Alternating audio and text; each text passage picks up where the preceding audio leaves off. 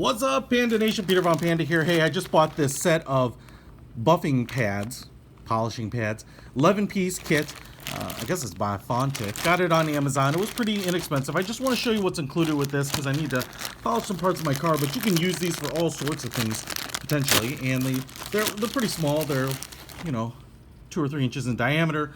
They're all generally of the same size, but what was kind of interesting, I think, was what a deal it was, and it also comes with an adapter for fitting into your drill here. So it looks like this piece, which is a polishing one with kind of sheep's wool type of fake, by the way.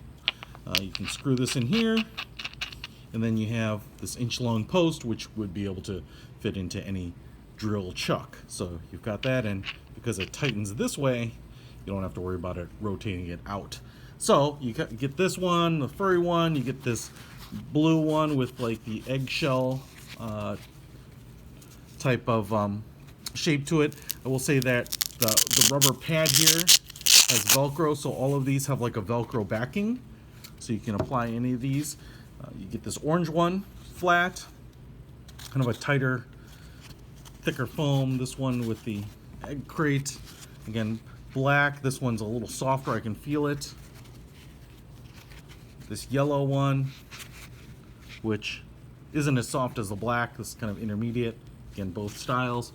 And then you get this white one. This one's pretty thick, stiff. I'm trying to figure out, the orange and the white are really pretty stiff. And then you can just go out and polish up with any of these. So I am going to use these to polish. We'll try that out too, but I just wanted to point these out. So if you want a nice assortment here with the adapter, inexpensive, you can check it out.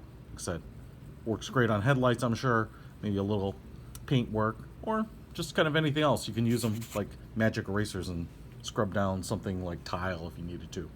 Peter Von Panda out.